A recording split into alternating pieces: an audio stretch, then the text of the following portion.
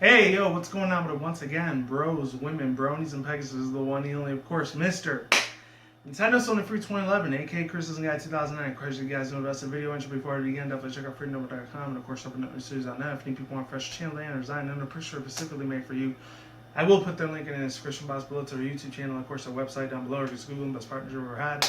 Without further ado, let's get into this little bit of a Project Indie type of game news. So, this has nothing to do, I guess, with Nintendo or Sony, but I actually wouldn't be surprised if this ends up being like an indie platforming game for like the Nintendo eShop, at least, if it ever became a physical game. But I would love to see this on Nintendo's IP. I doubt if Sony would ever take this under the wings unless they had it as an indie game, and they probably would.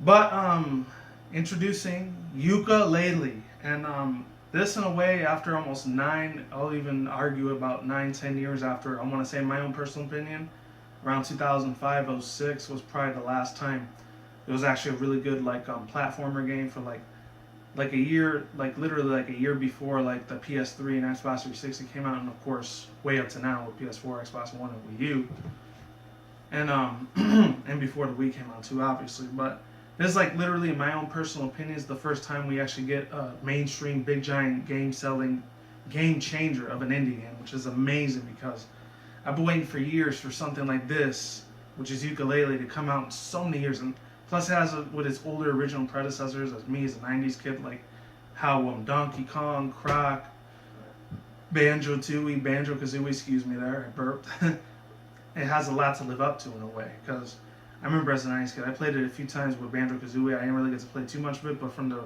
experience and time that I had spent with it, it was a very extremely nostalgic game for me, along with the Donkey Kong series that Rare used to work with a lot.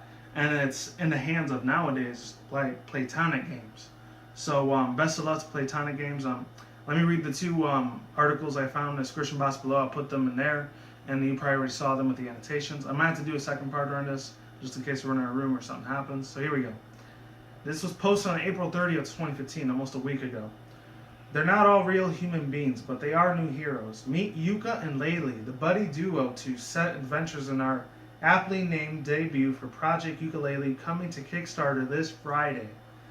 And it says, dreamed up by characters artist Steve. Don't call me Steven Melees, the man behind Banjo-Kazooie, and the rebooted Donkey Kong family. We think that bats and chameleons, well, we'll let you guess their sexes, are our most inventive protagonists yet. And we'll tell you why we deemed them over the next 24 hours. Starting right now, IGN has the scoop, and we're sure that the term is still used on the first ever Ukulele gameplay footage features and details. Head over there for the skinny, and when you're done, here we go. Visit our brand new gameplay to see some beautiful artwork. Today we'll publish loads more Ukulele media. Will there be David Wise and Grant Kirkhope tunes? You bet your pedigree gerbil there will be. Alongside with the interview of the father, Mr. Stephen Males himself, I end quote. I don't know why I'm choking so damn much. Oh, I was looking for my water. Let me check that out a little bit. There, that's a little bit better. And then, by 5 p.m. BST, I don't know what that means, Doris, something specific time. On Fridays, it's the big one. The launch of the Ukulele Kickstarter campaign.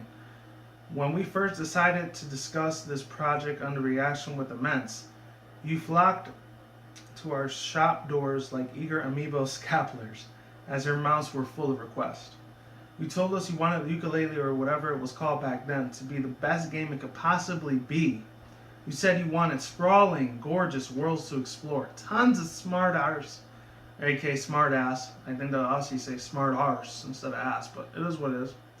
Characters to meet and innovate movesets to learn, and you wanted to do it all in your gaming platform of choice. When we launch our Kickstarter in less than 24 hours, you can help us tick all of those boxes and more. Together, you can help our team create the game they've dreamed of making. And you might be able to pick yourself up with some cool swag in the process. As much as I hate that effing word, I'm going to use it anyways. So I'll put the link there in the description below. Now I'm going to read another one from mmgn.com. So, why gamers are going crazy for ukulele.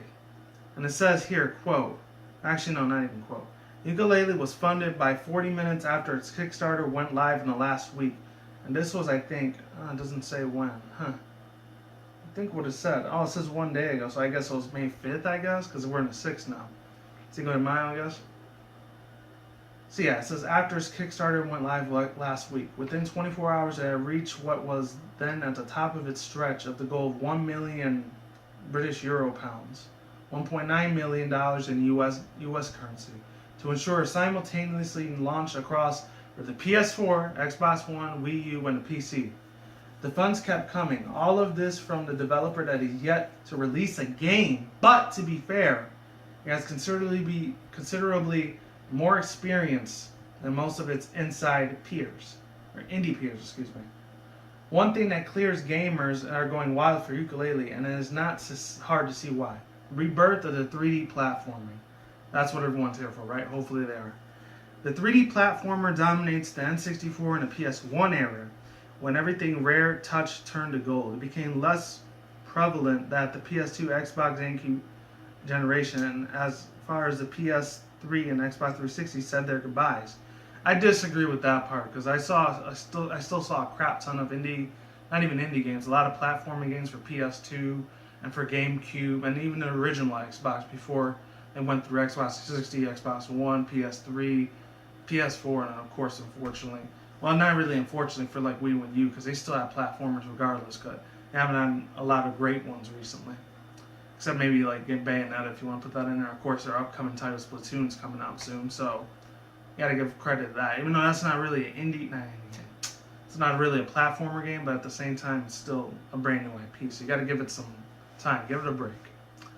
So yeah, I said, it has become a lost art outside the fleeting reunions from Mario, and even then, it's been a long time since Galaxy 2. The return of the 3D platformer gives the power back to consumers. Perhaps like the classic music genre that's on the comeback trail, it fades away due to oversaturation. For all great platformers in the late 90s and early 2000s, there were always many awful ones. But now that we've had time to reflect and grown abnormality ties to the first-person shooters, it's like a genre we've been crying to have resurrected. Major publishers have been unwilling to oblige, maybe because they don't believe that the market is really there, or they don't have an established record of the 3D platformings on their books, or creating high new budget IPs that isn't vogue unless its firearms are involved. The commercial side of the industry seems to be decided that the 3D platformers went popular because the consumers have spoken with the wallets, and this could well see the return of 3D platformers as more like a niche of rarity. I'm not talking about My Little Pony either. It feels like the return of a long-lasting friend. And it goes on to keep saying, rare is a shadow of its former self. I'm sure even those within the organization, I guess how you say that, it looks like it says organization, whatever it is, admit it. Platonic Games has more key staff from the rare golden ages of the SNES, the N64, and Studio itself, which failed to transition to the success of a new generation when bought by Microsoft and was relegated to demeaning Kinect duties. Now that the Xbox has largely killed Kinect, or at least pushed it aside as well, Rare will be given a reprieve and a chance to reestablish itself as a relevant first-party studio. But it will be competing itself against a lot of nostalgic images of Rare and the association quality of once was a hallmark brand and has seemingly shifted to the ukulele team overnight as well. And it's a returning of both forgetting veteran developers, which feel reborn and from a bird to a bear. I'm astounded by Microsoft has continued to the Banjo-Kazooie. The HD and the nuts and bolts were decent entries, and I would have thought of a more family-friendly exclusive with a more massive gap in its roster. Never mind, we have a modernized return version of Banjo-Kazooie all in its name. And it goes on to say more, it looks familiar yet new. And we've seen a snippet of footage of this proof concept level before, and it's artwork by Ukulele. But at the same time, it was enough to make all online communities go wild. Developers have either have their own study, but in their case of Banjo-Kazooie and in the Kong family, it's pretty clear what a couple of blokes leading to this charge is. Their style has been emulated but never quite captured. Plenty of times, but now it is back. There's something endearing about the art of ukulele that distantly old school rare, specifically rare platformers. That it's a style which has largely inspired more than 3,000 fans back to the project artwork. That feels reassuring familiarity, yet the dawn of something new, something special. The Wii U hasn't been forgotten. Wii U has been abandoned by most publishers. Luckily, Ukulele doesn't seem to have one then. The sense of excitement generated by rare veterans are all working on the platform to be released. Just feels right. This calls for the amiibo support are ambitious. After that, all will be required with Nintendo and a partner, a non-affiliated developer, and that the company struggles with the struggles to comprehend on how to release its own catalog of games during the digital age. This is actually on its own. Amiibo won't happen, but it's nice to know that just to imagine playing a modern incarnation of the N64 hit on a Wii U, welcome home. It says the rest of it, the last little part of the segment says, no meddling with publishers empowers the players. Publishers ruin everything. That's just a straight up fact. Source that the internet says. The pros and cons of the traditional publisher-developer game relationship versus the indie crowdsourcing has been long debated. Playtonic Games has been able to get their best of both worlds. Despite being the first game, the small team has been able to use its strong connections to spread word of mouth, which has caused the Kickstarter campaign to explode on social media network and game sites. Openly linking to Banjo-Kazooie without interference from Rare hasn't hurt them either. Excuse me. By going directly to gamers, Playtonic has empowered us to let them decide.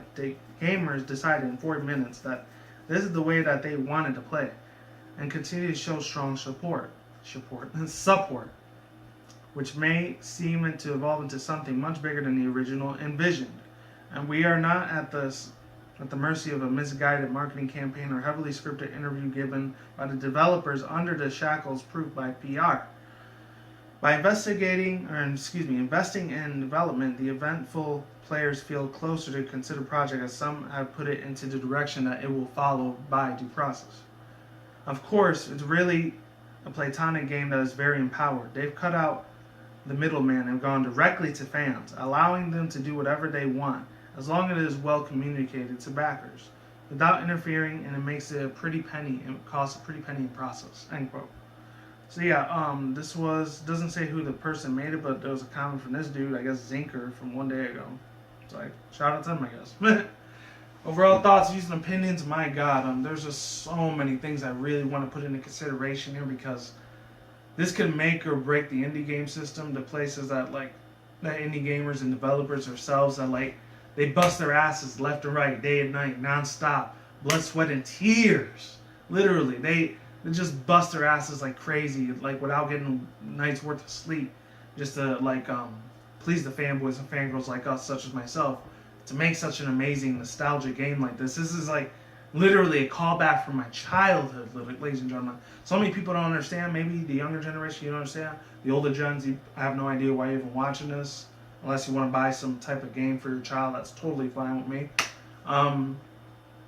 This is a very huge callback for me, especially for us 90s kids that grew up in that decade when a lot of the platforming thing was the biggest scene of gaming at all, especially when Nintendo and Sony were taking over the world. This is why I love both the genres. I still love Sony a lot to this day, and I still do love Nintendo, but I don't love every single thing that Sony does. And like I said before in the past, Nintendo is kind of, unfortunately, they're starting to slide into that same category where I'm not going to like almost a lot of their games, but the other half I still will. But times change, ladies and gentlemen. I don't always agree with these big giant CEO corporate companies always do, because at the end of the day, not to sound like an a-hole at all for no reason at all, but sometimes it's really like the CEO and presidents of these companies, most of the time when you wave money at them, like millions or billions of dollars with them, then they'll comply. But if you don't have the money or the power or any of that, unfortunately you really don't have a right to say anything. But at the same time, I'm feeling to myself, it's just really crazy and hard to believe that Sony and Nintendo are just so connected and tight together. It's beautiful. And last overall thoughts, views, and opinions, I love the color and the overworld of this whole game. It's beautiful. And peace out once again, bros, women, bronies, and pegasisters. So I will see you when I see you. You guys have a good day, have a good night, wherever you're around the world. Don't drink smoke weed at the same time. Don't take the reckless. I gotta cut it short because I gotta go pretty soon. Plus, I got a call calling me too. It's downstairs. So I'll talk to you guys soon. Deuces, I'm out of here and goodbye.